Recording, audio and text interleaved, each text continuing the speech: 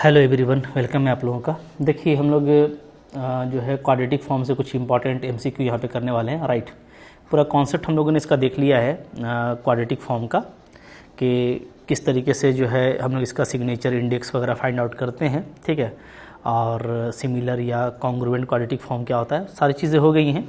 आइए हम लोग कुछ एमसीक्यू यहाँ पे देखते हैं। जैसे पहला क्वेश्चन देखिए, आपका CSIR नेट 2016 में आया था। क्या क्वेश्चन है, बोलता है कि जो मैट्रिक्स दे रखा है ना, ये पॉजिटिव डेफिनिट है या नेगेटिव डेफिनिट है, मतलब नेचर पूछ रहा है आपको। ठीक है, इसके इससे जो रिलेटेड क्वाड्रेटिक फॉर्म होगा उसका नेचर क्या होगा। ठीक है, तो बहुत इजी होता है इसको फाइंड आउट करना। हम लोग यहाँ पे इसका आइगन वैल्यू देख लेंगे। आइगन वैल्यू देखते ही ना आपका काम काफ़ी ईजी हो जाएगा। राइट, ठीक है। जैसे देखिए, अब इसका अगर आइगन वैल्यू हम लोग देखना चाहें तो आइगन वैल्यू भी आप निकाल सकते हो। एक तरीका है कि आप यहाँ से डायरेक्टली आइगन वैल्यू निकाल लो। ठीक है, या दूसरा आप यहाँ पे एक तो आप आइगन वैल्यू वाला कर लेना। ठीक है ना, आइगन वैल्यू चूँकि मैंने आपको बहुत बार बताया है कि आइगन वैल्यूज़ कैसे निकाले जाते हैं। ठीक है, आइगन वैल्यू आप निकालिएगा। ठीक है, अगर सारा पॉजिटिव आ जाता है आइगन वैल्यू, ठीक है, तो ये क्या होगा, तो ये पॉजिटिव डेफिनिट होता है। ठीक है ना, इससे आप कर लीजिएगा। तो मैं एक और तरीके से बता देता हूँ, वो है आपका सिल्वेस्टर्स क्राइटेरियन जो हम लोग पढ़े थे। ठीक है, LPM। तो LPM में देखिएगा, तो पहला LPM क्या है, 1 ऑर्डर का, वो 3 है। ठीक है, तो LPM जो है 1 ऑर्डर का वो क्या है, वो 3 है। ठीक है, अगर मैं LPM देखूँ 2 ऑर्डर का, तो 2 ऑर्डर का देखेंगे तो ये पूरा लेंगे। ठीक है, कोना से लेकर के 2 ऑर्डर का मैट्रिक्स। ठीक है, तो उसका वैल्यू क्या आ जाएगा, डिटर्मिनेंट देखिए, तो 3 दूना 6 और -1 5, ये भी पॉजिटिव आ रहा है। ठीक है, अगर हम लोग 3 ऑर्डर का LPM देख लें यहाँ पे, तो 3 ऑर्डर का LPM ये पूरा डिटर्मिनेंट हो जाएगा पूरा मैट्रिक्स का। ठीक है, तो वो आपका आ जाएगा 3 × 6 - 1 यानी आपका 5। राइट, फिर आप बीच में +1 लोगे। ठीक है, तो हो जाएगा आपका -3। राइट, और फिर 0, तो आपका ये आ जा रहा है 12। ठीक है ना, तो तीनों ही देखिए यहाँ पे पॉजिटिव आ रहा है। ठीक है, ये भी आपका पॉजिटिव है, 1 ऑर्डर का भी, 2 ऑर्डर का भी पॉजिटिव है, 3 ऑर्डर का भी पॉजिटिव है। तो सारा अगर पॉजिटिव हो तो क्या होगा, ये पॉजिटिव डेफिनिट होता है। ये आपका ए नंबर ऑप्शन करेक्ट है। ठीक है, आप आइगन वैल्यू से भी ट्राई कर लीजिएगा, इसका आप आइगन वैल्यू फाइंड आउट कर लीजिए। ठीक है, उसके लिए चाहें तो आप इसको रो इक्विवेलेंट फॉर्म से, ठीक है, कन्वर्ट कर लीजिएगा अपर ट्रायंगुलर मैट्रिक्स में, तो यहाँ से आपको आइगन वैल्यू मिल जाएगा, वो सारा पॉजिटिव आएगा, तो आप इसको पॉजिटिव डेफिनिट कहेंगे। राइट, ठीक है, सिंपल क्वेश्चन इस तरीके से आप बना सकते हो। देखिए क्वेश्चन नंबर फिर 2 देखते हैं। 2 नंबर क्या है, क्वेश्चन को पहले आप देखिए और खुद से ट्राई कीजिए, डेफिनेटली बन जाएगा। इजी क्वेश्चन है। ठीक है, यहाँ पे भी वही है, मैट्रिक्स दे रखा है और आपसे पूछ रहा है कि सारा आइगन वैल्यू कैसा होगा, निगेटिव होगा, पॉजिटिव होगा, किस तरह का होगा। ठीक है, तो यहाँ पे भी आप ना चाहें तो LPM से काम कर सकते हैं, क्योंकि आपको ये कंडीशन जो दे रखा है वो LPM में जल्दी आपको हेल्प करेगा। ठीक है, तो अगर मैं निकालूँ LPM ऑफ ऑर्डर 1, राइट, तो ये आपको तो सिर्फ कॉर्नर से 1 मिल जाएगा, तो ये 1 हो जाता है। अगर मैं निकालूँ LPM ऑफ ऑर्डर 2, ठीक है, तो LPM क्या होता है, लीडिंग प्रिंसिपल माइनर। ठीक है ना, तो ये आपका डिटर्मिनेंट आ जाएगा 1 B और A। राइट, यहाँ से स्टार्ट करते हुए ये वाला, तो इसका डिटर्मिनेंट आ जाता है आपका A - B²। ठीक है, A- क्या आ गया, ये A- आपका आ गया B²। राइट, ठीक है। अच्छा, अब देखिए यहाँ पे अगर हम लोग देखें ना, तो यहाँ पे जैसे जो कंडीशन दे रखा है आपको कि B² + C² less than A है और A लेस देन 1 है। ठीक है, तो यहाँ से अगर मैं देखूँ तो मैं क्या कर सकता हूँ, मैं वहाँ से लिख सकता हूँ C² = A² - B²। राइट, ठीक है, और फिर आपका इधर आ जाएगा 1 - B²। करेक्ट, ये आ जा रहा है। ठीक है, अच्छा, अब ये देखिए कि जो A है ना, वो A क्या है, अगर आप देखेंगे तो ये तो पॉजिटिव वैल्यू है, तो आप बोल सकते हो कि जो मेरा A है वो 0 और 1 के बीच में। ठीक है, ओके।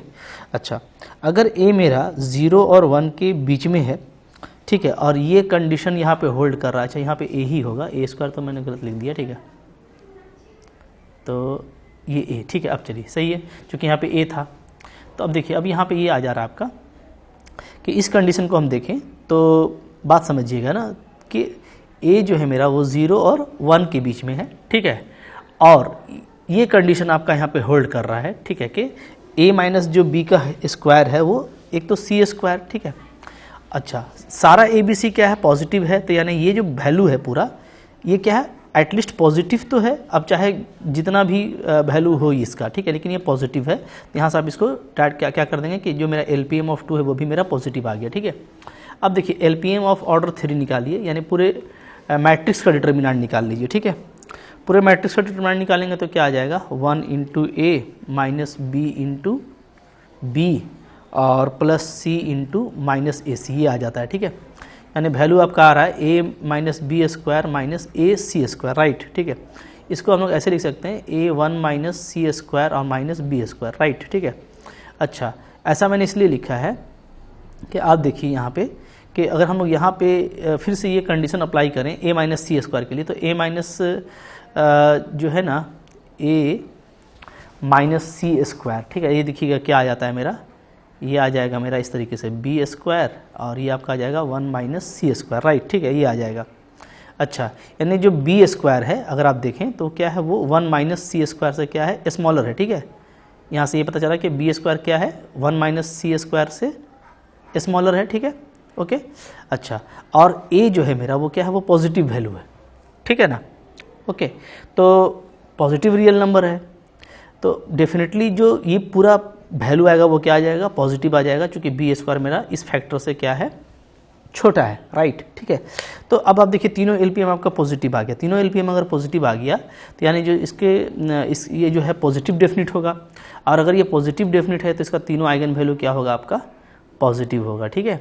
तो सारे आइगन वैल्यूज़ क्या होंगे, पॉजिटिव होंगे, option number B is correct, ठीक है। तो एलपीएम से आप इस तरीके से काम जल्दी जल्दी कर सकते हैं, ठीक है ना। चलिए आगे बढ़ेंगे, इसके बाद देखते हैं क्या है। इसके बाद क्वेश्चन है क्वेश्चन नंबर 3 आपका। 3 जो है देखिए क्या है, 3 नंबर क्वेश्चन बोलता है A B N cross N matrix है, राइट, और आई जो है आपका आइडेंटिटी मैट्रिक्स है, तो कौन सा पॉजिटिव डेफिनिट होगा। देखिए ए और बी दोनों पॉजिटिव डेफिनिट दे रखा है, तो हम लोग रिजल्ट से ही जानते हैं कि ए प्लस बी भी पॉजिटिव डेफिनिट होता है, ए बी होता है, ए स्क्वायर प्लस आइडेंटिटी भी होता है। ए बी के बारे में हम कुछ नहीं कह सकते, ठीक है, चूँकि इसके बारे में कुछ दिया नहीं है कि ए बी का ट्रांसपोज है या, ठीक है, ये कम्यूट करता है, इस तरह का कुछ दिया नहीं है।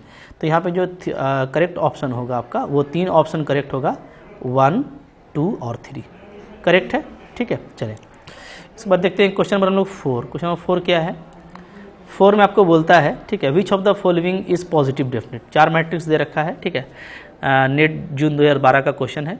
तो इसमें से कौन पॉजिटिव डेफिनिट है, ठीक है। आइगन वैल्यू से कर लेते हैं।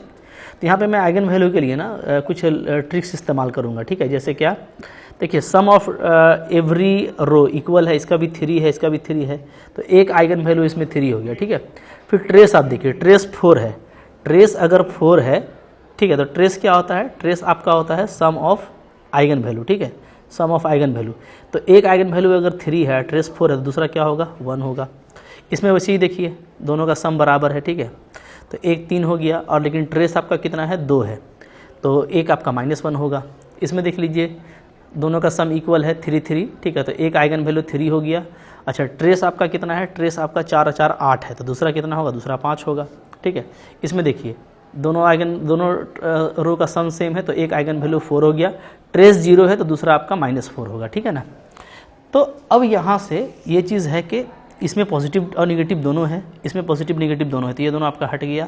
इसमें दोनों पॉजिटिव है, तो ये आपका और ये दोनों क्या होगा, पॉजिटिव डेफिनिट होगा। तो option number 1 and 3 is correct, right, ठीक है। चलिए आगे बढ़ते हैं। क्वेश्चन नंबर 5 में आपको जो है ये पूरा दे रखा है क्वाड्रेटिक फॉर्म, ठीक है, ओवर रियल है, तो आपको बताना है कि इसमें से कौन सा करेक्ट होगा। हमको रेंज के बारे में देखना है, तो रेंज के बारे में हम देख पाएंगे ईजिली अगर हम ये देख लें कि ये पॉजिटिव डेफिनिट है या सेमी पॉजिटिव डेफिनिट है, क्या इसका नेचर है, राइट, ठीक है। तो उसको देखने के लिए हम लोग क्या करेंगे, इसको सिंपली उसको पहले मैट्रिक्स फॉर्म में कन्वर्ट कीजिए। यहाँ से अगर हम मैट्रिक्स फॉर्म लिखें तो मैंने आपको बता दिया है मैट्रिक्स फॉर्म कैसे लिखा जाता है, ठीक है। तो यहाँ पे आपका देखिएगा 4 बनेगा, 2 बनेगा, -1, राइट, 2 बनेगा 1 -1/2, फिर यहाँ पे आपका -1 -1/2 एंड इट इज़ -1, राइट। इस तरीके से आपका यहाँ पे मैट्रिक्स बन गया। अब मैं जो है इसको कैनोनिकल फॉर्म में चेंज करने की कोशिश करता हूँ, ठीक है। तो मैं एक ऑपरेशन यहाँ पे लगा देता हूँ। पहले मैं R2 और R1 को क्या कर दे रहा हूँ, स्वाइप कर दे रहा हूँ, ठीक है, ताकि काम करने थोड़ा इजी हो जाए, ठीक है ना। स्वाइप कीजिए, तो जो रो ऑपरेशन करेंगे वही कॉलम ऑपरेशन करेंगे, ध्यान देना होगा, ठीक है। तो आपका ये जो मैट्रिक्स है ये आपका आ जाएगा 2 1 -1/2, राइट, फिर 4 2 -1 एंड -1 -1/2 और ये आपका -1, ठीक है। ये अब इसके बाद क्या करते हैं, तो सेम कॉलम ऑपरेशन करना पड़ेगा हमको, यानी C2 और C1 को हमको स्वाइप करना पड़ेगा, ठीक है ना।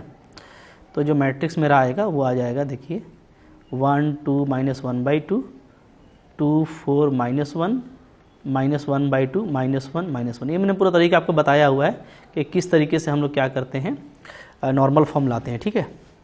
ये आ गया।